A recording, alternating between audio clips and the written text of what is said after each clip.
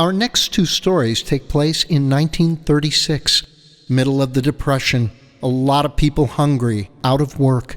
Still, you can't stop people from dreaming, especially a child. Children's dreams and ambitions don't have much to do with poverty or hard times. No Arch is the next story's name? What does that mean? Children have no patience, and why should they? The future is theirs if they can reach it. We're in Connecticut. It's 1936, the Depression. A father waits and works and worries back home. A mother and daughter drive through the falling snow and will be stopped by nothing. Except for one little problem defined by the name of the story, no arch. White, clean hills of snow, beautiful to look at, silent and glowing. White, clean hills of snow today.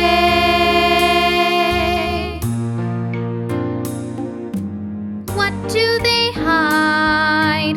What do they promise? What does the future hold for me? Below these white, clean hills of snow, they say, come on out and play. Though the snow had stopped for an hour, the sky was dark with ominous clouds promising violence. Another storm was pending. You could feel its breath on the wind biting hard at your cheeks and nose. You could feel it in the buffeting of the heavy old car as each frigid draft shrieked against our windows. There wasn't much light. But the headlights worked most of the time. Daddy said we were barely surviving the Depression, Still, we had a house. We had food on the table. which is more than I could say for the dozens of families I saw leave our little part of the woods in poverty. My girl was just 7 years old in 1936. She was like a white sheet of paper waiting for the future to write itself on her life. I was waiting for my title. You know, queen, like father called mother, or incorporated, like the world called father. She was waiting to decide what she would become. White, clean hills of snow, miles fall behind us. Where are we going in? White, clean hills of snow today.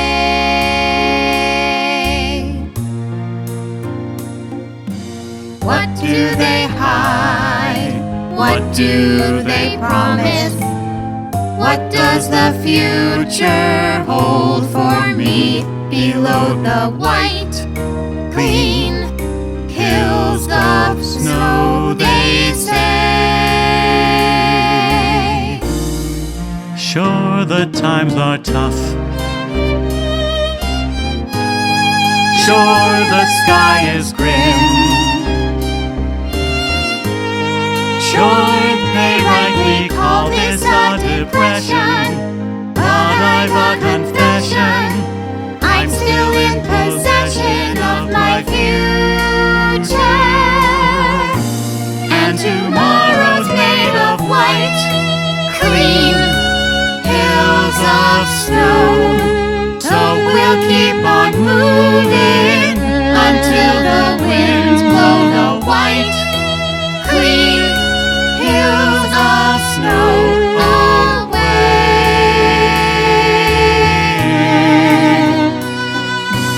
What do they hide? What do they promise?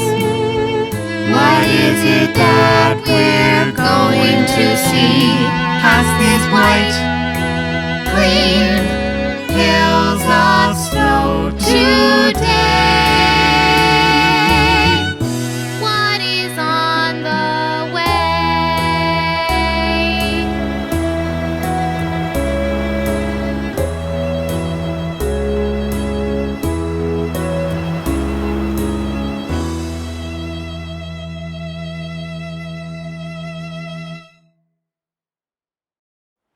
It was cold in the car. I sat close to Mother. It was silly. Two females thinking we could brave such a storm. I told them so. I told them it was silly. More free advice from the family lawyer. Someone's got to show some sense. I was a lawyer. But Mother didn't care what anyone said.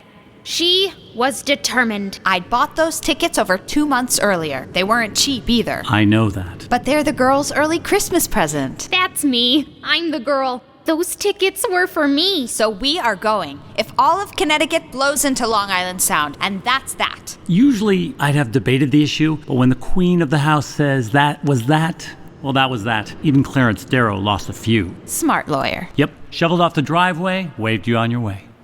12 miles of treacherous roads, cars swerving and sliding off to the side.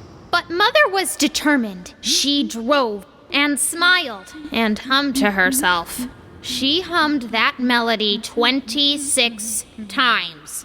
I counted 26 times. Da da da da da. Wasn't anything else to do in a freezing car but listen. She hummed and drove and somehow managed to arrive at the theater. In spite of snow and sleet and endless droning melodies. Mother turned in the precious tickets. Mother and daughter sat together. They watched the Lower Hartford Civic Ballet and Musical Theater perform excerpts from the Nutcracker Suite, Sleeping Beauty, Swan Lake, and something else by Tchaikovsky. No one could quite figure out what it was.